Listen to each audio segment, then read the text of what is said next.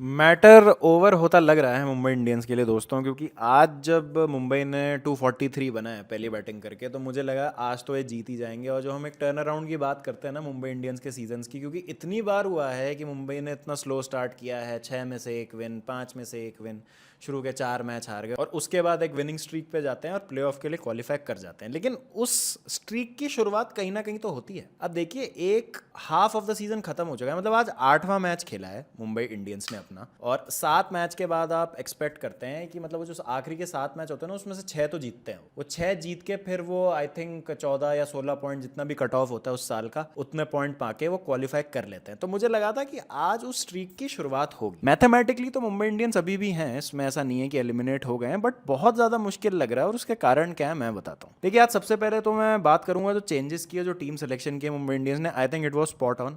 May be Hardik Pandya missed a trick कि उन्होंने toss जीत के पहले बल्लेबाजी का फैसला कर लिया। ऑल दो 243 बनाए मुंबई इंडियंस ने, which is a huge total.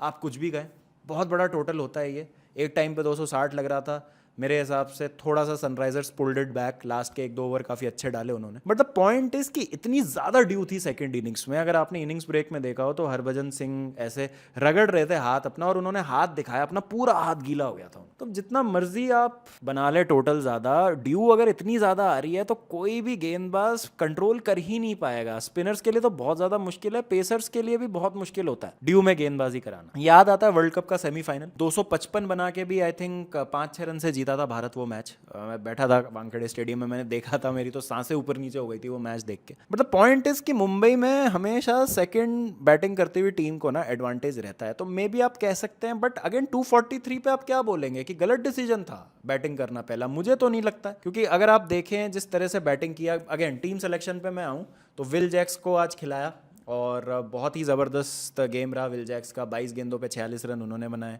Ryan Rickelton ने 123 रनों की शानदार पारी खेली। By the way, this is the highest total for a Mumbai Indians batsman in the IPL.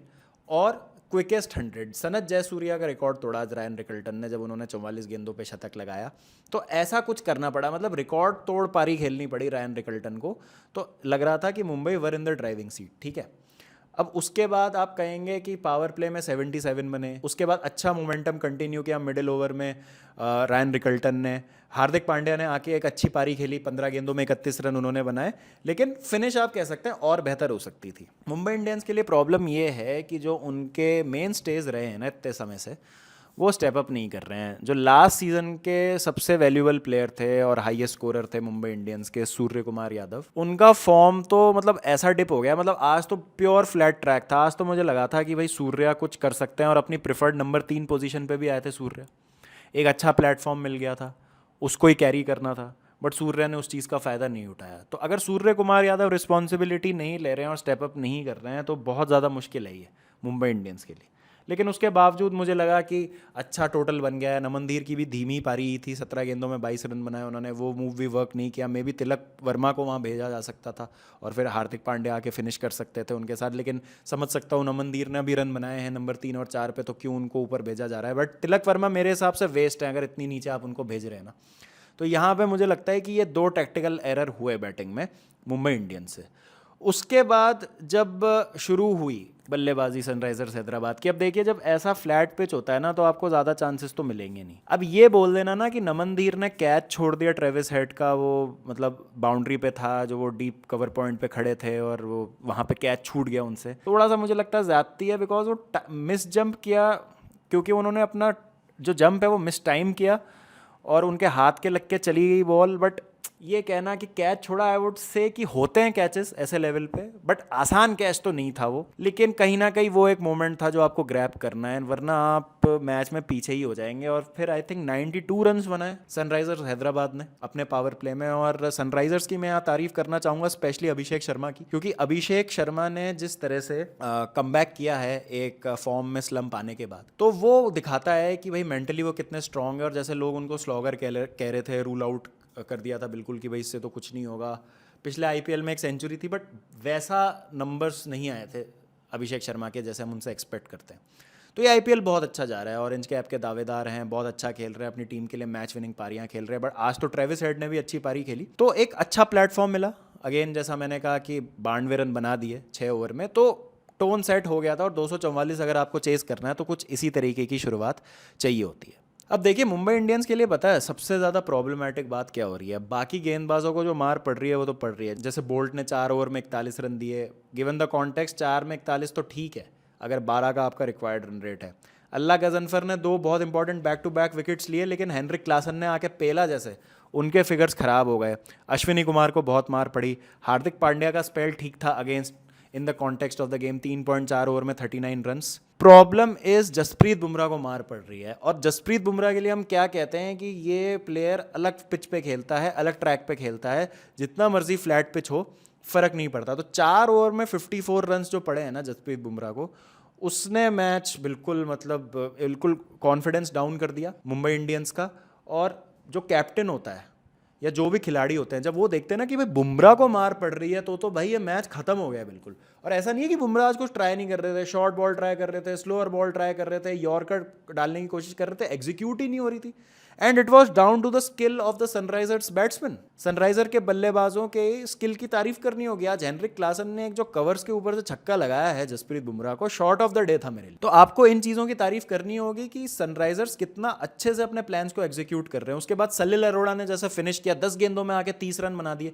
उन्होंने भी बुमराह को 1-2 बड़ी हिटें लगाई। एक स्ट्रेट डाउन द ग्राउंड उन्होंने नो लुक 6 लगाया था स्लोअर बॉल पे पिक करके उसको। तो जब प्लेयर स्टेप अप नहीं कर पा रहे हैं ना, and again Jasprit Bumrah is a goat level bowler for me, but अगर फॉर्म खराब है तो खराब है, हमें बोलना पड़ेगा उस चीज़ को।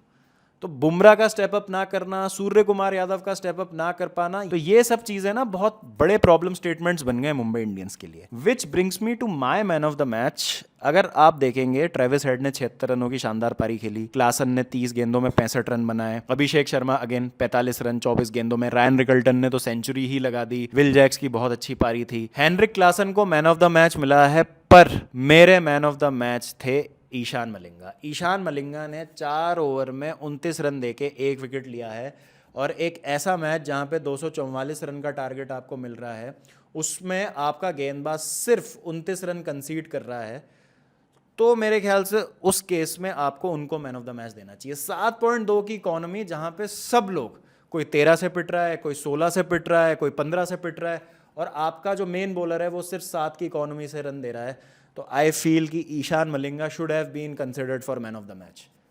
ये बताता है कि भाई किस लेवल की एग्जीक्यूशन है मलिंगा की, कितने अच्छे से वो प्रिपेयर होके आ रहे हैं, जो स्किल सेट है उसको कितनी अच्छे से एग्जीक्यूट कर रहे हैं। और यही एक प्रॉब्लम है जो मुंबई इंडियंस नहीं कर पा रहे हैं। किसी मैच में अगर बॉलिंग ठीक होगी तो बैटिंग अच्छी नहीं होगी, बैटिंग अच्छी होगी तो बॉलिंग ठीक नहीं होगी।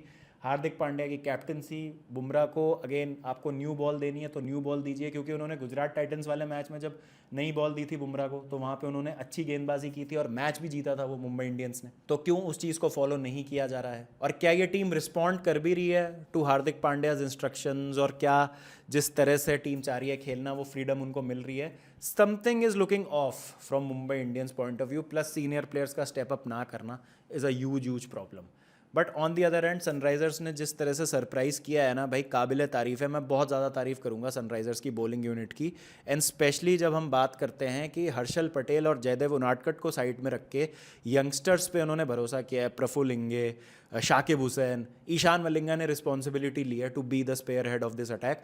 और अभी पैट कमिंस के आने से तो और ज़्यादा आपको टैक्टिकल एस्ट्यूटनेस दिखती है इस टीम में। ऑल्दो मुझे कहीं ना कहीं लगा था कि एक टीम का अच्छा मोमेंटम बन गया है, पैट कमिंस आगे इस चीज़ को डिसरप्ट ना कर दें, या फिर ये भी डिसीजन लिया जा सकता है कि ईशान किशन अच्छी कैप्टनसी कर रहे हैं, Pat Cummins might take that decision कि भाई तुम कैप्टनसी करो, मैं एज अ प्लेयर खेल लूँगा। बट ठीक है, उसमें टीम केमिस्ट्री में उससे कुछ फ़र्क नहीं दिख रहा है, और एसआरएच थर्ड आ गए टेबल में भाई। What a brilliant team and what a brilliant season. और यही आईपीएल की खास बात है ना कि हम और आप कभी नहीं जान पाएंगे कि किस सीज़न कौन प्लेयर स्टेप अप कर जाएगा और कौन सी टीम अच्छा खेलेगी। तो huge congratulations to SRH fans, brilliant team, brilliant performance, और देखते हैं आगे क्या होता है। बाकी आपकी क्या राय है?